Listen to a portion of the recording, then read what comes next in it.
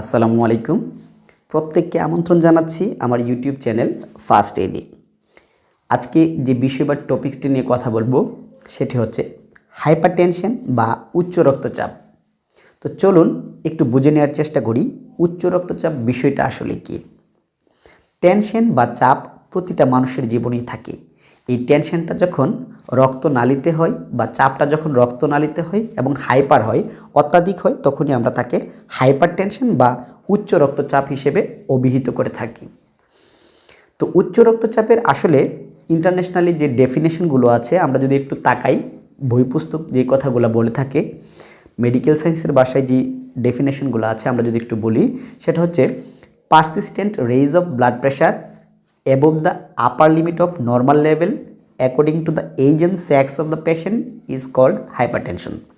That means persistent raise মানে persistently blood প্রেশারটা বেশি থাকতে হবে above the upper limit of normal level, স্বাভাবিক মাত্রার সর্বোচ্চ যে সীমা সেটার উপরে থাকতে হবে।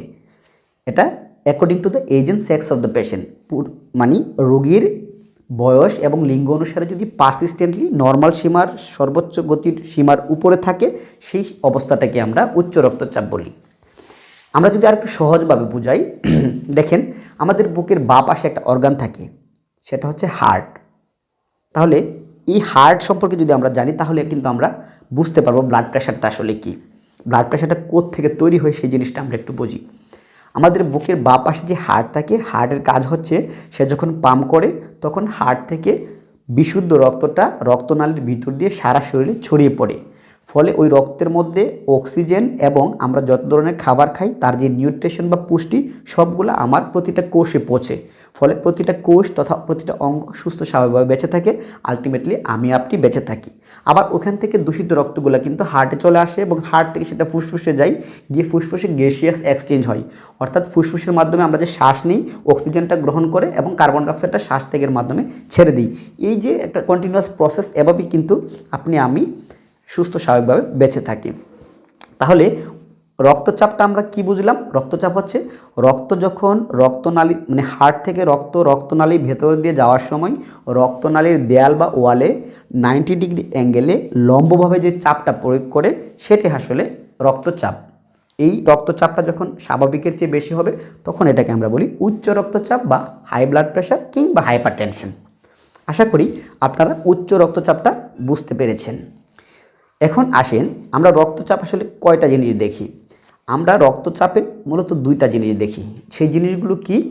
জিনিসগুলো হচ্ছে রক্তচাপ যখন দেখা হয় তখন আমরা দুইটা জিনিস দেখি। দেখবেন আপনারা যে লেখা থাকে যে BP 120/80 mmHg, that means 120/80 millimetre of mercury.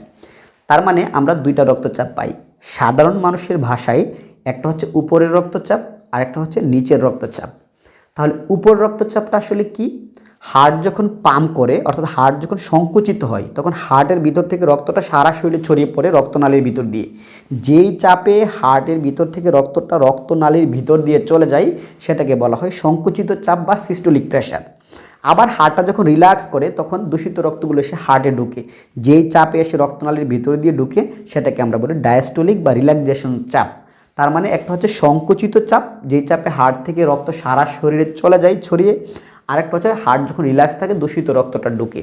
তার মানে আপনি যখন দেখবেন আপনার blood pressure 120/80 millimetre of mercury, that means আপনাকে বুঝতে হবে আপনার সংকুচিত প্রেশার হচ্ছে 120 এবং রিল্যাক্সেশন প্রেশার হচ্ছে 80 মিলিমিটার অফ মার্কারি, মানে এত পারদ চাপ। mmHg মানে হচ্ছে মিলিমিটার অফ এইচজি মানে হচ্ছে মার্কারি সংকেত। আপনারা দেখবেন যে আগের যেই ব্লাড প্রেশার মেশিনগুলো থাকতো এগুলোতে এক ধরনের পারদ থাকতো, ওই পারদ চাপ থেকেই কিন্তু এটা আসছে mmHg, এত মিলিমিটার অফ মার্কারি বা পারদ চাপ। তাহলে আমরা বুঝে ফেললাম আসলে ব্লাড প্রেশারটা কী। এবার একটু আমরা জেনে নিই উচ্চ রক্তচাপের আসলে কারণগুলো কী। উচ্চ রক্তচাপকে প্রধানত দুইটা ভাগে ভাগ করা হয়। একটা হচ্ছে প্রাইমারি বা এসেনশিয়াল হাইপারটেনশন, আরেকটা হচ্ছে সেকেন্ডারি হাইপারটেনশন। এখন চলুন আমরা একটু জেনে নিই যে উচ্চ রক্তচাপের মূল কারণগুলো কী। বলা হয়ে থাকে চিকিৎসা বিজ্ঞানের ভাষায় এখন পর্যন্ত মোর দেন 95% ক্ষেত্রে এখন পর্যন্ত উচ্চ রক্তচাপ বা হাইপারটেনশনের কারণ জানা যায়নি। এটাকে বলা হয় এসেনশিয়াল মানে অপরিহার্য বা এমনি আপনার শরীরে আসবে, এটাকে বলা হয় এসেনশিয়াল হাইপারটেনশন। আর 5 ভাগ ক্ষেত্রে শুধুমাত্র কারণ জানা গেছে, যেগুলোকে বলা হয় সেকেন্ডারি হাইপারটেনশন। এখন আসেন এসেনশিয়াল হাইপারটেনশন, যেহেতু কারণ জানা যায়নি, তারপরও কিছু কারণ বা ফ্যাক্টর থাকে, এটাকে আসলে ঠিক কারণ বলা যাবে না, অর্থাৎ কতগুলো রিস্ক ফ্যাক্টর থাকে, যেই রিস্ক ফ্যাক্টরগুলো আপনার শরীরে থাকলে বা আপনার মধ্যে থাকলে আপনার উচ্চ রক্তচাপ হওয়ার একটা সম্ভাবনা থাকবে। সেগুলো কি কি? সেই রিস্ক ফ্যাক্টরগুলোকে আমরা একটু এভাবে ভাগ করি। যেমন ধরেন কারো যদি ফ্যামিলি হিস্ট্রি থাকে, তার পরিবার যদি কারো উচ্চ রক্তচাপ থাকে, সেক্ষেত্রে সন্তানের কিন্তু উচ্চ রক্তচাপ হওয়ার একটা চান্স থাকে। স্মোকিং, কেউ যদি স্মোকিং করে তার উচ্চ রক্তচাপ হওয়ার একটা চান্স থাকে। কারো যদি ওবেসিটি থাকে, খুব মুটিয়ে যায়, তার উচ্চ রক্তচাপ হওয়ার চান্স থাকে। কারো যদি অ্যালকোহল কনজাম্পশন করার বা অ্যালকোহল ইনটেক করার অভ্যাস থাকে, তার কিন্তু উচ্চ রক্তচাপ হওয়ার চান্স থাকে। তো এই যে জিনিসগুলা, এগুলোর মধ্যে আবার কিছু আছে মডিফাইয়েবল, কিছু আছে নন মডিফাইয়েবল, অর্থাৎ আপনি কিছু মডিফাই করতে পারবেন, কিছু নন মডিফাইয়েবল। যেমন আপনার এজ, বয়স, আপনার যখন বয়স বাড়বে উচ্চ রক্তচাপ হবে। কেন? যখন মানুষের বয়স বাড়ে তখন তার রক্ত নালীর যে ইলাস্টিসিটি, অর্থাৎ সংকুচিত হওয়া এবং প্রসারিত হওয়ার, অর্থাৎ সংকুচন ও প্রসারণ ক্ষমতা কমে যায়। আগে যতটুকু প্রেসারে রক্তটা যেত সেটা ডাইলেট হতো, এখন রক্তনালীটা হার্ড বা স্ট্রিক্ট হয়ে যাওয়ার কারণে রক্তটা যাওয়ার সময় সে আর ডাইলেট হতে পারে না, ফলে চাপ বয়স বাড়ার সাথে সাথে ডেভেলপ করতে পারে। এগুলো হচ্ছে নন মডিফাইয়েবল, এইজ আপনি পরিবর্তন করতে পারবেন না। আবার কিছু হচ্ছে মডিফাইয়েবল, যেমন আপনার ধরেন আপনার ওবিসিটি আছে, আপনি কিন্তু ওবিসিটিটা কমাতে পারবেন, এগুলো হচ্ছে মডিফাইয়েবল। যাই হোক, আর সেকেন্ডারি কিছু কারণ আছে যেগুলো, হ্যাঁ, যেমন আপনার যদি ধরেন রেনাল আর্টারি স্টেনোসিস, তারপরে থাইরোটক্সিকোসিস, তারপরে প্রাইমারি হাইপোথাইরয়েডিজম, এইগুলো ফ্যাক্টর, কোয়ার্কটেশন অফ অ্যাওর্টা, আরও অনেকগুলো ডিজিজ আছে, কোশিং সিনড্রোম আছে। তো এই যে রোগগুলা, এগুলো কিন্তু আপনার থাকলে আপনার সেকেন্ডারি হাইপারটেনশন হবে। ওই 5 ভাগ ক্ষেত্রে আপনার সেকেন্ডারি হাইপারটেনশন, যেটা আমরা বললাম এতক্ষণ। তো আমরা এখন বুঝে ফেললাম যে হাইপারটেনশনটা কি, হাইপারটেনশনটা কেন হয়। এখন আমরা যদি একটু চিন্তা করি যে চিকিৎসা কি আসলে উচ্চ রক্তচাপের। আমরা অনেকেরই ধারণা যে উচ্চ রক্তচাপের ওষুধ একবার শুরু করলে সারা জীবন খেতে হয়, এই জন্য আমরা কেউ ওষুধ খেতে চাই না। এখন ব্যাপারটা যদি আমরা একটু বোঝার চেষ্টা করি, সেটা হচ্ছে হাইপারটেনশন হলেই যে আপনাকে ওষুধ খেতে হবে ব্যাপারটা কিন্তু তা না। হাইপারটেনশনের প্রথম যে ট্রিটমেন্ট সেটা হচ্ছে নন ফার্মাকোলজিক্যাল ট্রিটমেন্ট, অর্থাৎ আপনাকে ডাক্তারের কাছে যখন আপনি যাবেন প্রথমে আপনাকে নন ফার্মাকোলজিক্যাল ট্রিটমেন্ট দেওয়া হবে। দ্যাট মিন্স আপনাকে ওষুধপত্র ছাড়া লাইফস্টাইল মডিফিকেশনের মাধ্যমে কিছু ট্রিটমেন্ট দেওয়া হয়। অর্থাৎ আপনাকে প্রথম 2-3 মাস অবজারভেশনে রাখবে। যদি আপনার ব্লাড প্রেশারটা খুব বেশি পাওয়া যায় সেক্ষেত্রে আপনাকে অবজারভেশনে রাখবে। অবজারভেশন এবং আপনার যখন উচ্চ রক্তচাপ নিশ্চিত করা হবে অথবা লেবেল করা হবে যে ইউ আর হাইপারটেনসিভ পেশেন্ট, তখন আপনাকে কিন্তু কতগুলা জিনিস মাথায় রাখতে হবে। তো আমি একটু ফাঁকি দিয়ে একটু কথা বলে নিই। আমরা তাহলে উচ্চ রক্তচাপ বলতে হলে কাউকে স্বাভাবিক লেভেল বা মাত্রাটা জানতে হবে। তো একটা মানুষের কখন আমরা উচ্চ রক্তচাপ বলবো? তো নর্মাল যে রেঞ্জটা অ্যাভারেজ যদি আমরা বলি বা রেঞ্জটা যদি আমরা বলি, অ্যাভারেজলি সবাই জানি যে আমরা 120/80 মানে 120/80 মিলিমিটার অফ মার্কারি, কিন্তু এটা একটা রেঞ্জ আছে। রেঞ্জটা হচ্ছে সিস্টোলিক ব্লাড প্রেশার বা উপরের রক্তচাপটা যদি আপনার from 100 to 139 millimetre of mercury হয়, এটা আপনার জন্য নর্মাল। যদি নিচের রক্তচাপ বা ডায়াস্টোলিক রক্তচাপ যদি আপনার from 60 to 89 millimetre of mercury হয়, সেটা আপনার জন্য নর্মাল।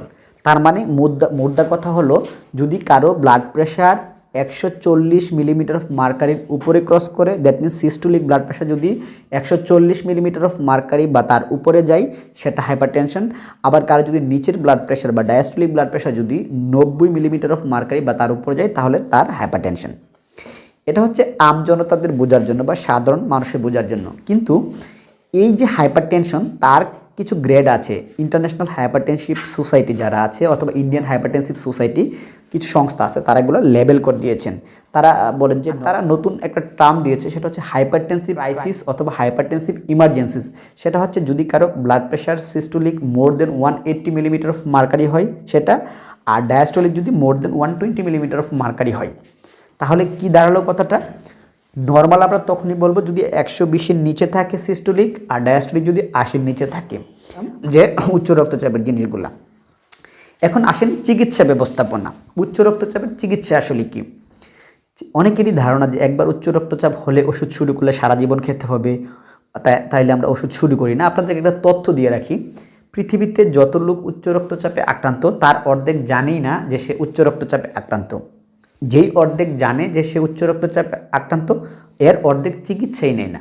যেই অর্ধেক চিকিৎসা শুরু করে তার অর্ধেক রেগুলার ওষুধ খায় না। কথা বুঝছেন? তাইলে এই যে বিষয়গুলা, এই বিষয়গুলোর কারণে উচ্চ রক্তচাপ আমাদের নীরব ঘাতক বা সাইলেন্ট কিলার হিসেবে ক্ষতি করে যাচ্ছে। তো এখন আসেন আমরা একটু বোঝার চেষ্টা করি উচ্চ রক্তচাপ সাইলেন্ট কিলার কেন। উচ্চ রক্তচাপ সাইলেন্ট কিলার এই জন্য যে উচ্চ রক্তচাপ ম্যাক্সিমাম ক্ষেত্রেই অ্যাসিমটোমেটিক থাকে, অর্থাৎ উচ্চ রক্তচাপের কোনো লক্ষণ থাকে না। কারো কারো ক্ষেত্রে পিছনে অক্সিপিটাল পেইন হতে পারে, একটু ঘাড় ব্যথা করতে পারে, এই সিমটম। দ্যাট মিনস অন্য কোনো কারণে চিকিৎসকের শরণাপন্ন করলে জাস্ট রেগুলার স্ক্রিনিং বা রেগুলার চেক আপের মধ্যে ডায়াগনোসিস হয় যে সে হাইপারটেনসিভ পেশেন্ট। এখন আসেন কেন আমরা উচ্চ রক্তচাপের চিকিৎসা করব। উচ্চ রক্তচাপের চিকিৎসা যদি আমরা না করি, অর্থাৎ উচ্চ রক্তচাপকে যদি নিয়ন্ত্রণ না করা যায়, তাহলে ব্রেন থেকে শুরু করে পা পর্যন্ত প্রতিটা জায়গায় অর্গানগুলো ড্যামেজ করে দিবে। আমরা যদি একটু বোঝার চেষ্টা করি, আমাদের ব্রেনে রক্তনালীগুলা উচ্চ রক্তচাপের কারণে, আপনি চিন্তা করেন একটা ওয়ালে আমি যদি এভাবে যদি বুঝাই যে একটা ওয়ালের প্রেশার হচ্ছে অল্প, আমি এবার থাপ্পড় দেওয়ার কথা, কিন্তু আমি যখন অতি জোরে হাতুড়ি দিয়ে আঘাত করব তাহলে ওয়ালে ক্ষত হবে। তো উচ্চ রক্তচাপ যদি কারো কনস্ট্যান্টলি থাকে তাহলে রক্তচাপটা রক্তনালীর ভিতর দিয়ে যাওয়ার সময় রক্তনালীর ওয়ালে ক্ষত করবে। ওই ক্ষতটার মধ্যে যে খারাপ কোলেস্টেরলগুলো আগে পিচ্ছিলভাবে চলে যেতে পারতো এখন চলে যেতে পারে না, ওইখানে প্লাগ জমতে জমতে রক্তনালীটা ব্লক করে দেয়। ফলে এটা যদি ব্রেনে হয় তাহলে স্ট্রোক, এটা যদি চোখের রেটিনাতে হয় রেটিনোপ্যাথি, অন্ধ হয়ে যাবেন, এটা যদি হার্টে হয় হার্ট অ্যাটাক, কিডনিতে হলে কিডনি ফেলিওর, এবং হাত পায়ে অন্যান্য যদি রক্তনালীতে হয় লিম্ব অ্যাটাক বলি আমরা, হাত পা কেটে ফেলে দেওয়া লাগে। তো এই যে সমস্যাগুলো, এই সবগুলা আপনার নীরবে করবে, অর্থাৎ আপনি বুঝতেও পারবেন না যে আপনার ক্ষতি হয়ে যাচ্ছে। এই জন্য এটাকে বলা হয় সাইলেন্ট কিলার বা নীরব ঘাতক। আমরা উদাহরণ দিয়ে বোঝানোর জন্য এভাবে বলি যে আপনার বাড়িতে যদি একটা পুকুরে শুধু পানির ঢেউ লাগতে থাকে, আপনি যদি ওই পারে প্রতিরোধমূলক কোনো ব্যবস্থা আগে থেকে না নেন, তাহলে ঢেউগুলো লাগতে লাগতে একটা সময় যখন আশপাশের স্থাপনাগুলো ধসে পড়বে তখনই কেবল আপনি বুঝতে পারবেন যে আপনার ক্ষতি হয়ে গেছে। সুতরাং এটার জন্য আগে থেকে আপনাকে সতর্ক থাকতে হবে। এখন আসেন চিকিৎসা ব্যবস্থাপনাটা আসলে কি। উচ্চ রক্তচাপের চিকিৎসা অনেকের ধারণা যে একবার শুরু করলে ওষুধ আর সারা জীবন ওষুধ খাওয়া লাগে, আর ওষুধ ছাড়া যায় না, এই জন্য কেউ শুরু করতে চায় না। আবার কেউ শুরু করলে আজকে ভালো লাগবে না, একটা ওষুধ খেলো, আবার 15 দিন পরে একটু ঘাড় ব্যথা করলো বা সিমটম থাকলো ওষুধ খেলো, ব্যাপারটা এরকম না। এর ফলে কি হয়, যদি কেউ রেগুলার ওষুধ না খায়, আমরা বলি এভাবে যে কেউ ওষুধ না খেলে তার রিস্ক যতটুকু থাকার কথা বা কমপ্লিকেশন হওয়ার চান্স যতটুকু থাকার কথা, কেউ খেয়ে ছেড়ে দিলে বা ছেড়ে খেলে, ইরেগুলার খেলে তার আরও ফ্লাকচুয়েট করার সমস্যা বেশি হয়। অর্থাৎ ব্লাড প্রেশারটা ফ্লাকচুয়েট করলে এর থেকে জটিলতা বা কমপ্লিকেশন বেশি হয়, স্ট্রোক, হার্ট অ্যাটাক এগুলো বেশি ঘটে। তাহলে এখন আসেন চিকিৎসা ব্যবস্থাপনা কি। যখন আপনি চিকিৎসকের শরণাপন্ন হবেন এবং আপনাকে লেবেল করা হবে যে ইউ আর হাইপারটেনসিভ পেশেন্ট, প্রথমে আপনাকে দেওয়া হবে নন ফার্মাকোলজিক্যাল ট্রিটমেন্ট, অর্থাৎ ওষুধ ছাড়া চিকিৎসা। চিকিৎসা কি? Lifestyle modification. লাইফস্টাইল মডিফিকেশন 1-2 মাস বা 3 মাস করে আপনাকে দেখা যেতে পারে। যেমন আপনার যে রিস্ক ফ্যাক্টরগুলো আছে, কারণ আমরা বলছি যে প্রথমেই 95% ক্ষেত্রে হচ্ছে এটা এসেনশিয়াল হাইপারটেনশন, যেটা কারণ জানা নেই। তো সেক্ষেত্রে কিছু রিস্ক ফ্যাক্টর থাকে, যেমন আপনার যদি ওজন খুব বেশি থাকে আপনি ওজনটা নিয়ন্ত্রণে আনেন, আপনি যদি স্মোকিং করার অভ্যাস থাকে স্মোকিংটা বন্ধ করেন, আপনার যদি ওবিসিটি থাকে সেই ওবিসিটিটা কমিয়ে ফেলেন, আপনার যদি অ্যালকোহলের অভ্যাস থাকে সেটা কমিয়ে ফেলেন, এবং আপনি যদি রেগুলার হাঁটাহাঁটি করেন। আমরা বলি যে যদি কেউ প্রতিদিন 30 মিনিট করে সপ্তাহে 5 দিন অথবা অ্যারাউন্ড এ উইক 150 মিনিট হাঁটে, তাহলে তার ব্লাড প্রেশার নিয়ন্ত্রণে থাকে। তো এভাবে করার পরে যদি, এবং তার যদি হাই কোলেস্টেরল থাকে, ডিসলিপিডেমিয়া থাকে, সেগুলো যদি কারেকশন করা যায় তাহলে কিন্তু তার উচ্চ রক্তচাপটা নিয়ন্ত্রণে চলে আসে। যদি নন ফার্মাকোলজিক্যাল ট্রিটমেন্ট ফেলিওর করে, তখন কিন্তু আপনাকে you have to turn into pharmacological treatment. তখন অ্যান্টিহাইপারটেনসিভ অনেক ভালো ভালো ড্রাগ এখন বাজারে অ্যাভেলেবেল আছে। সেই ড্রাগ আপনার চিকিৎসক আপনার স্বাস্থ্যগত অবস্থা বিবেচনা করে আপনার জন্য যেটা সুইটেবল সেটা আপনাকে দিয়ে নিয়ন্ত্রণ করবে। মোট কথা যে কোনোভাবেই আপনার উচ্চ রক্তচাপকে নিয়ন্ত্রণ করতে হবে। যদি নিয়ন্ত্রণ করতে পারেন তাহলে উচ্চ রক্তচাপ আপনার জন্য কোনো সমস্যা না, আপনার কোনো ক্ষতি করবে না। কিন্তু আপনি যদি নিয়ন্ত্রণ না করতে পারেন তাহলে এই উচ্চ রক্তচাপ আপনার প্রাণঘাতের কারণ হয়ে দাঁড়াবে। যাই হোক, আমরা বুঝে ফেললাম যে চিকিৎসা ব্যবস্থাপনা আসলে কী, আর আমরা আলোচনা করে ফেললাম যে জটিলতাগুলো কী কী। এখন আসেন আমরা কিভাবে এটা প্রিভেনশন বা প্রতিরোধ করতে পারি। আমরা যদি উচ্চ রক্তচাপ প্রিভেনশন করতে চাই, এটা সম্পূর্ণ প্রিভেন্টেবল একটা ডিজিজ ম্যাক্সিমাম ক্ষেত্রে, মোর দেন 95% ক্ষেত্রে। যে আরেকটা কথা আমরা একটু বলে নিই যে অনেকেই বলেন যে ওষুধ শুরু করলে একবার ছাড়া যায় না, ব্যাপারটা এখন তাই না। কারো যদি দীর্ঘদিন ওষুধ খাওয়ার পরে এমন হয় যে তার প্রেশার খুব বেশি কমে আসে, তখন তার চিকিৎসক ওষুধের ডোজটা হাফ করে দিবেন। এবং যদি এমন হয় স্বাভাবিকের চেয়ে আরও কমে যায়, তাহলে একটা সময় গিয়ে ওষুধটা উইথড্র করাও যায়। আর যাদের সেকেন্ডারি হাইপারটেনশন তাদের ক্ষেত্রে কিন্তু উচ্চ রক্তচাপের ওষুধ লাগে না। কেন? আপনার যেই কারণে, যেমন ধরেন রেনাল আর্টারি স্টেনোসিস হয়েছে, আপনার যে কিডনির যে আর্টারিটা চিকন হয়ে আছে সেটা অপারেশন করে যদি ঠিক করে দেয়, সেক্ষেত্রে আপনি সম্পূর্ণ সুস্থ হয়ে যাবেন, হাইপারটেনশন মুক্ত হয়ে যাবেন। কারো যদি প্রেগনেন্সিতে হাইপারটেনশন থাকে, সেক্ষেত্রে প্রেগনেন্সির পরে ম্যাক্সিমাম ক্ষেত্রে ভালো হয়ে যেতে পারে। তারপরে কারো যদি ওরাল কন্ট্রাসেপটিভ পিল খাই, সেক্ষেত্রে কিন্তু হরমোনাল কারণে তার হাইপারটেনশন হতে পারে, এটা বন্ধ করে দিলে তার হাইপারটেনশন ভালো হয়ে যাবে। কেউ যদি স্টেরয়েড গ্রহণ করে, স্টেরয়েডটা বন্ধ করে দিলে ভালো হয়ে যাবে। তো যেগুলো সেকেন্ডারি কজ, সেক্ষেত্রে কিন্তু সম্পূর্ণ ভালো হয়ে যায় উচ্চ রক্তচাপ। সুতরাং এটা নিয়ে ভয়ের কিছু নাই। আর যেটা এসেনশিয়াল, সেক্ষেত্রে আপনি যদি লাইফস্টাইল ভালোভাবে ফলো করতে পারেন, সেক্ষেত্রে চান্স থাকে মোর দেন 90% আপনি কিন্তু প্রেশার নিয়ন্ত্রণে রাখতে পারেন উইথাউট মেডিসিন। এখন আসেন প্রিভেনশন কীভাবে করব আমরা। প্রিভেনশন হচ্ছে, আমি প্রথমেই বললাম, লাইফস্টাইল মডিফিকেশন। যেহেতু এটা 95% ক্ষেত্রে হচ্ছে এসেনশিয়াল হাইপারটেনশন, তাহলে আপনার 1 নম্বর কথা হচ্ছে, আপনার যদি ওজন বেশি থাকে, সেই ওজনটাকে আপনাকে নিয়ন্ত্রণে নিয়ে আসতে, অ্যালকোহল খাওয়ার অভ্যাস থাকে সেটা বন্ধ করবেন। আপনার যদি ওবেসিটি থাকে, মুটিয়ে যাওয়া, সেটা আপনি ওবেসিটিটা বিএমআই অনুসারে বা বডি মাস ইন্ডেক্স অনুসারে আপনার ওজনটা নিয়ন্ত্রণে আসবেন। নিয়মিত যদি 30 মিনিট করে সপ্তাহে 5 দিন অথবা গড়ে সপ্তাহে 150 মিনিট হাঁটেন, আপনার উচ্চ রক্তচাপ নিয়ন্ত্রণে থাকবে। এই জিনিসগুলো আমরা যদি করি, সেটা আমাদের করবে। পাশাপাশি আমাদের যদি ওরাল কন্ট্রাসেপটিভ পিল কেউ মহিলারা খেয়ে থাকে, সেটা বন্ধ করে দিতে পারে। কেউ যদি স্টেরয়েড খাওয়ার অভ্যাস থাকে, সেটা বন্ধ করে দিতে পারে।